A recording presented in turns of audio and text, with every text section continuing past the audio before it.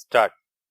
Mr. Speaker, at the outset, I would like to express my great pleasure for having been given the opportunity to speak today.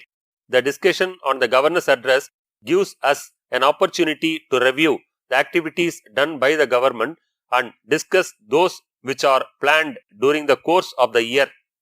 The first and foremost point I wish to make is with regard to the matter of cooperative banks. I believe that the state has taken the guidance of the union government in this regard. This has been done with the sole objective of bringing this sector closer to villages. However, I would like to point out that in actual practice, there are some difficulties. In this connection, I would like to touch upon a few of them during the course of this discussion. Despite the fact that many norms have been simplified, I find that there are still certain areas of concern. First of all, the conditions for granting loans vary in different parts of the state. I request the Honorable Finance Minister to give personal attention to this aspect of the matter.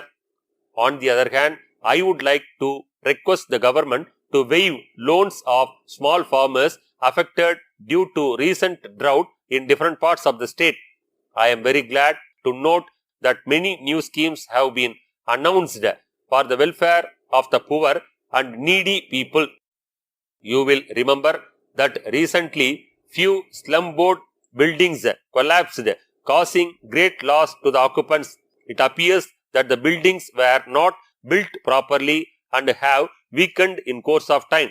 On this occasion, I would like to thank the government for providing financial assistance and new allotments to those affected. Honorable Speaker Sir, reference has been made in the Governor's address about industries. In my opinion, globalization has changed the trend and we have to modernize our industries in course of time. In this regard, I request the government to form a committee to bring changes as soon as possible. I am sure that this would go a long way in improving employment opportunities in the state. I would like to bring to the attention of the House the fact that our state has the advantage of skilled labor and we must use it to the best of our ability. The other thing to which I would like to refer to is regarding employment.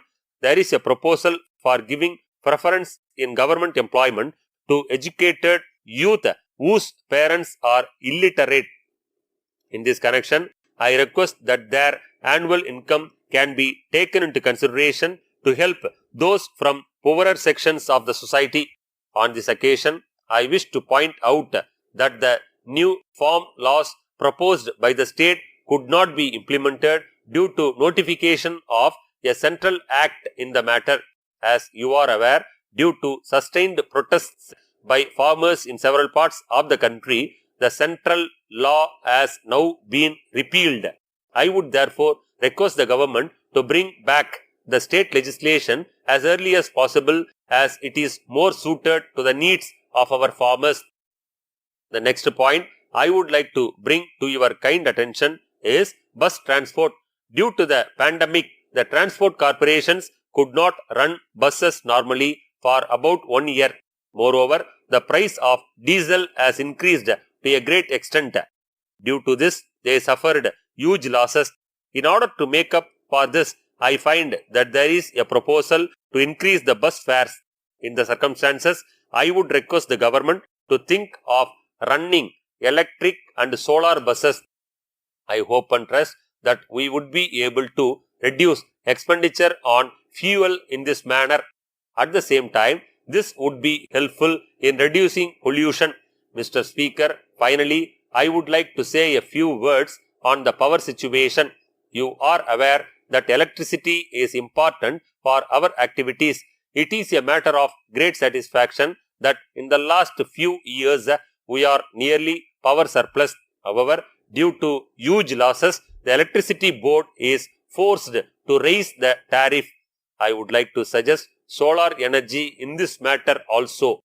I would therefore request the government to provide at least 50% subsidy for solar units in houses and farms.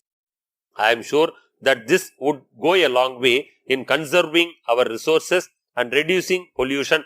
Honorable Speaker, sir, with these words, I conclude my speech.